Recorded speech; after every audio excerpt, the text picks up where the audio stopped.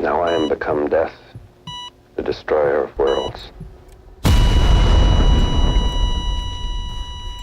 America के well known physicist Julius Robert Oppenheimer का ये फेमस कोट असल में भगवद गीता के 11वें अध्याय का 32वां श्लोक है। मैं अब काल बन गया हूँ जो तीनों लोकों का विनाशक है।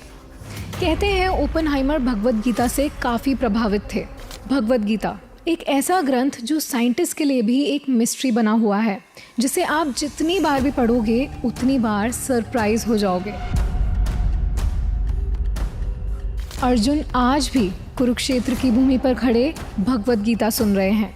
वैसे तो महाभारत का युद्ध हजारों साल पहले द्वापर युग के अंत में खत्म हो चुका है, पर अगर आपसे ये कहा जाए कि महाभारत का युद्ध आज भी चल रहा है तो 1957 में जब फिजिसिस्ट ह्यू एवरेट ने पहली बार ऑल्टरनेट रियलिटीज़ और मल्टीपल यूनिवर्सेस की बात की, तभी से साइंस की दुनिया में मल्टीवर्स की थ्योरीज को बढ़ावा मिलने लगा। पर भगवद गीता के कुछ अध्यायों में इस पर पहले भी बात हो चुकी है। ये पूरा विश्व और इसमें बसने वाले सारे ब्रह्मांड मेरे अस्तित्व का एक छोटा सा हिस्सा है।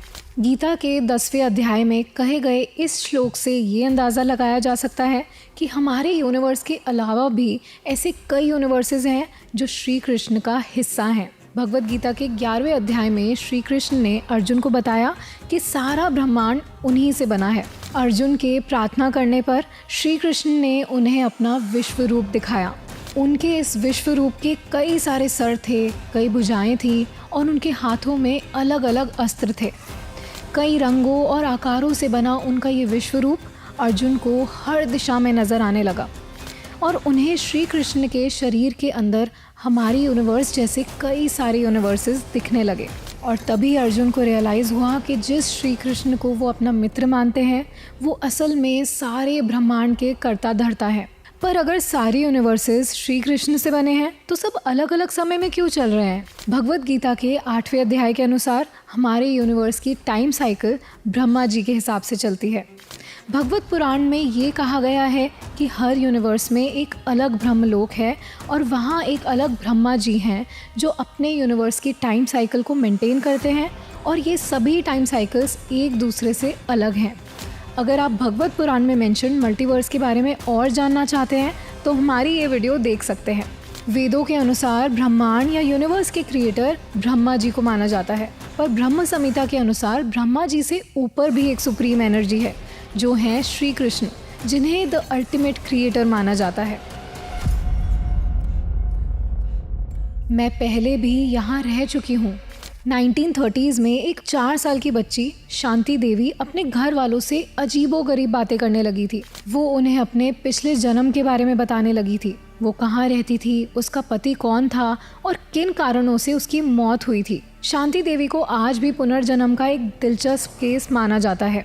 हमने पास्ट में शांति देवी और उनके पुनर्जन्म की कहानी पर भी एक वीडियो बनाई है जिसे आप देख सकते हैं। पुनर्जन्म या रीइंकार्नेशन एक ऐसा टॉपिक है जो सुनने में किसी इंटरेस्टिंग मूवी की कहानी की तरह लगता है, पर इस टॉपिक ने आज तक साइंटिस्ट को भी बेचैन किया है। 1960 में एक American psychiatrist doctor Ian Stevenson ने रीइंकार्नेशन पर एक डिटेल स्टडी की जिसमें उन्होंने 3000 से भी ज़्यादा रीइंकार्नेशन केसेस को कलेक्ट किया और उनके डिटेल एग्जामिनेशन में ये सामने आया कि कई 8 से 9 साल के बच्चों को कुछ ऐसी बातें और जगह याद थी जिनका उनसे कोई रिलेशन नहीं था।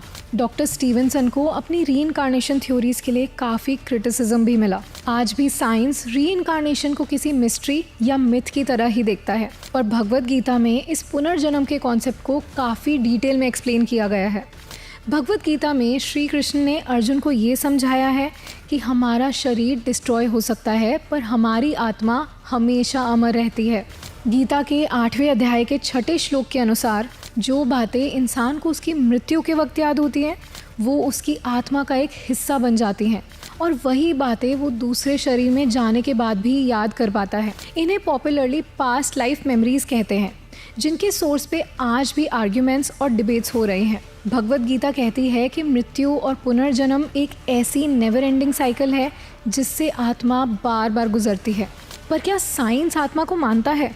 डॉक्टर विल्डर पेनफील्ड ने अपनी book the mystery of mind में एक ऐसे एक्सपेरिमेंट को मेंशन किया है जिससे वो आत्मा की एग्जिस्टेंस को प्रूव करना चाहते थे। हमारे ब्रेन में अलग अलग एरियाज़ होते हैं जो अलग मूवमेंट्स और एक्शंस के लिए रिस्पॉन्सिबल होते हैं। डॉक्टर पेनफील्ड के एक्सपेरिमेंट में उन्होंने दिमाग के कुछ एरियाज़ को आर्टिफिशियली एक्टिवेट करके अपने सब्जेक्ट्स के हाथों की कुछ मूवमेंट्स कराई।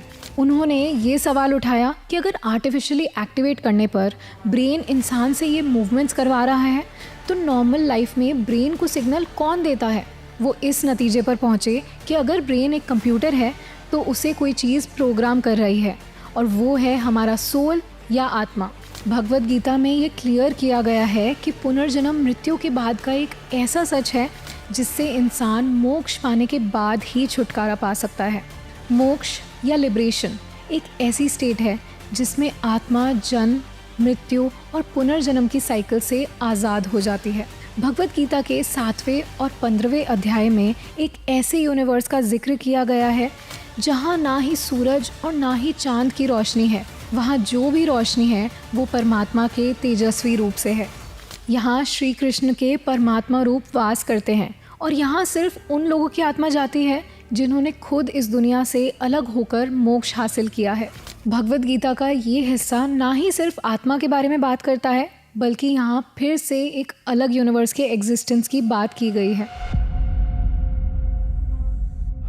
हमारी दुनिया सच में एग्जिस्ट ही नहीं करती। जिस आकाश से हम घिरे हुए हैं वो आकाश नहीं बल्कि हमारे फ़ोन की स्क्रीन की तरह एक कांच है और हम एक सिमुलेशन यानी नकली दुनिया के कैरेक्टर्स हैं जिन्हें कोई कंट्रोल कर रहा है। 2003 में फिलोसोफर निक बॉस्ट्रॉम ने ये सिमुलेशन थ्योरी प्रपोज की थी जिसके मुताबिक हमें कोई future society of aliens control कर रही है और हमारी ये दुनिया हकीकत नहीं बल्कि एक इल्यूजन है। बट सरप्राइजिंगली इस इल्यूजन की बात कई सेंचुरीज पहले हमारे वेदों में हो चुकी है जहाँ इसे माया कहा जाता है। माया एक छलावा, कुछ ऐसा जो असल में एग्जिस्ट ही नहीं करता। जैसे किसी सिमुलेशन गेम में हम अपनी मर्जी से हमारा वर्ल्ड डिज़ाइन कर सकते हैं और उसे डिलीट भी कर सकते हैं, कुछ इसी तरह भगवद गीता के अध्याय 9 के अनुसार श्री कृष्ण ने हमारे इस मटेरियल वर्ल्ड को और इसमें जी रहे सारे जीवों को बनाया है और वो ही इस दुनिया को डिस्ट्रॉय भी कर सकते हैं। तो जिस सिमुलेशन थ्योरी को साइंटिस्ट समझने की कोशिश कर रहे हैं वो शायद श्री कृष्ण ने भगवद गीता में ऑलरेडी एक्सप्लेन कर दी थी। फ़र्क सिर्फ इतना है कि जहाँ कुछ लोगों को लगता है कि हमें एलियंस कंट्रोल कर रहे हैं, वहीं भगवद गीता कहती है कि हम एक ऐसे यूनिवर्स का हिस्सा हैं जो परमात्मा या सुप्रीम गॉड के कंट्रोल में है, जो श्री कृष्ण का ही एक रूप है। भगवद गीता में योग और मेडिटेशन के महत्व को बार बार बताया गया है, पर क्या आप जानते हैं कि मेडिटेशन की ताकत से दुनिया में हो रहे क्राइम को भी ख़त्म किया जा सकता है। साल 1993 अमेरिका के वॉशिंगटन डीसी का एक छोटा सा शहर जुर्म और बुराई से पीड़ित था। जहां एक तरफ शहर की पुलिस क्राइम्स को कम करने की कोशिश में लगी थी, वहीं कुछ साइंटिस्ट ने यहां एक एक्सपेरिमेंट करने का सोचा, the transcendental meditation and TM Sidhi programme. इस एक्सपेरिमेंट में उस छोटे टाउन के 4000 लोगों ने पार्ट लिया और इनसे 6 हफ्तों तक मेडिटेशन करवाया गया। इसके रिजल्ट्स हैरान कर देने वाले थे। 6 हफ्तों के अंदर उस जगह का क्राइम रेट 23% कम हो गया। भगवद गीता भी हमें यही सिखाती है।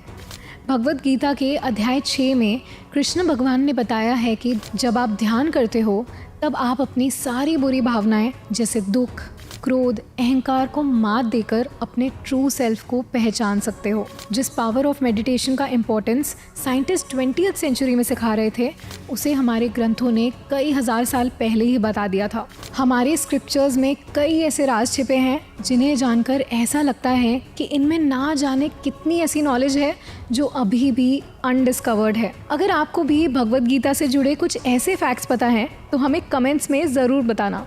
अगर आपको ये वीडियो पसंद आई तो इसे लाइक और शेयर ज़रूर करें और ऐसी ही अनदेखी, अनकही और अनसुनी कहानियों के लिए राज को सब्सक्राइब करें। See you in the next video.